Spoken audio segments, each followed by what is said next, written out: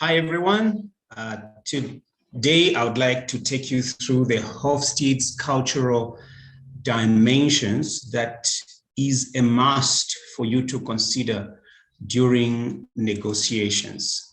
Okay, now this is a topic that we teach in L4 and 5, commercial negotiations, but it is very important when you are interacting with people from different cultures that you are not familiar with. Now, what is important about this Hofstedes cultural dimension is that you need to look at the different dimensions that have been stated here and understand what the cultural inclination of the community or the supplier, for that matter, that you are negotiating with is, okay? Because if you go in without understanding their cultural dimension or their cultural inclination, you might get out offending people. And once you start bordering on levels of offense and where people feel that you are undermining them, it may not result in a good deal for you. It may actually result in a stalemate or even the negotiations falling apart. So let's start with the very first dimension, which is the power distance index. Now, the power distance index, when the power distance index is high, it means that that culture or that group of people are very hierarchical. It means that they accept hierarchy in order in which everyone has a place and which needs no further justification. So there are specific hierarchies that you have to understand or to deal with in order for you to get a certain level of commitment for particular levels of discussions.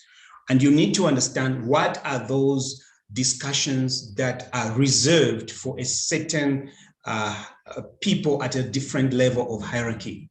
So that is when the power distance index is high. When it is low, people strive to equalize the distribution of power and demand justification for inequalities of power and things like that. So when they notice that there is more power centered among the aged, the young people start revolting and they start wanting to know why they are being left out in certain levels of decision making and so on. So you need to understand that cultures or groups of people have either, they could even sit in the middle or they could be way on the far left, which is the far on the high side, or they could be on the low side. It becomes very important for you to understand that.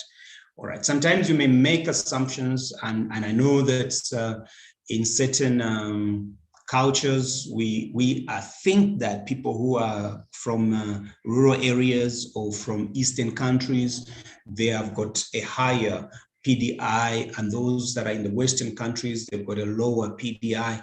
You know, you really need to understand the kind of culture that an organization has developed. Remember, culture, you might be staying in a highly democratic country, but there is an organization which has built a culture that is very autocratic, and they may sit anywhere in the spectrum of this PDI, the power distance index. If you look at individual versus collectivism, now this is where if you go on the far left, you find individualism prominent. If you go on the far right, you find collectivism prominent. This is where you find individuals make decisions as individuals. If a society or a culture of an organization is held in the fact that they are tightly knit framework in society, every time you try to put through a proposal, they'll say, I need to consult. These are the collectivism guys who have a culture of collectivism. They usually use we in addressing themselves to you. They'll say, we have decided, we are going to do this. Thank you for coming to see us. When you go on the other side of the spectrum, where there is more individualism, people prefer to use the word I. So I have decided, I am going to do this, I am going to do that.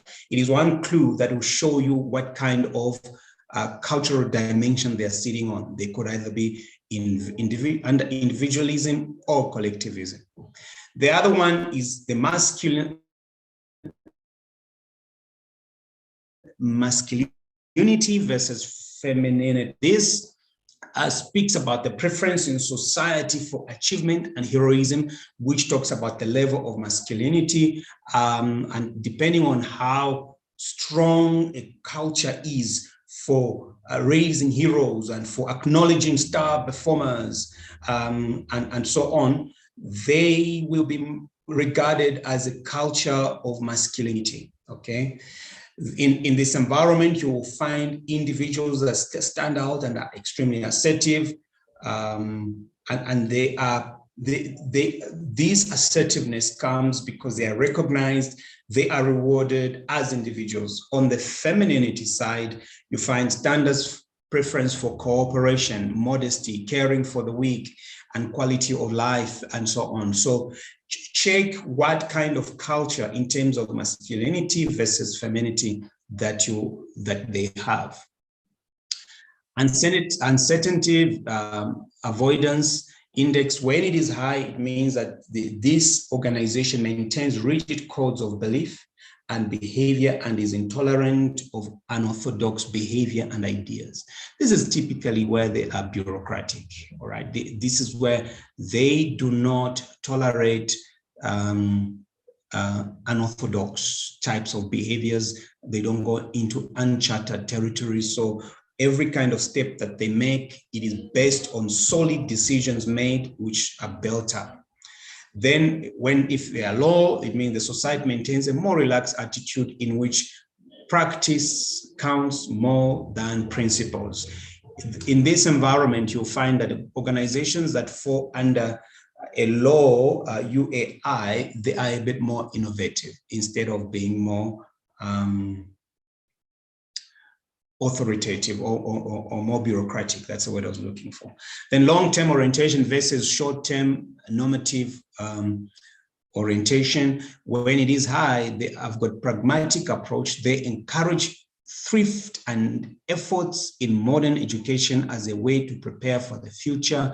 These are methodical individuals. These are, if you don't have a doctorate, you don't sit on certain tables. Only certain professors can talk.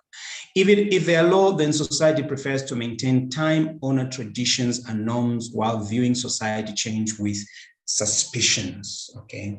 Then indulgence versus restraint. Indulgence, when a society is indulgent, the society allows relatively free gratification of basic and natural human drives related to enjoying life and having fun. So these are indulgent guys. These are the guys that will tell you after the negotiations, they want to go party. If they are restrained, society suppresses gratification of needs and relate it by means of strict social norms. This is where you need to understand these, and becomes very important. In a society like that, they will let the ladies sit on their own, the men sit on their own, because they want to maintain that level of purity. They are Puritans. So when you go into a place like that, be sure to understand what their culture is based on Mr. Hofstede's cultural dimensions. Ladies and gentlemen, I wish you all the best. Thanks for tuning in. We will talk to you again very soon. Don't forget to subscribe and hit the notification bell so that the next time we are live, you will be the first to know. Thanks.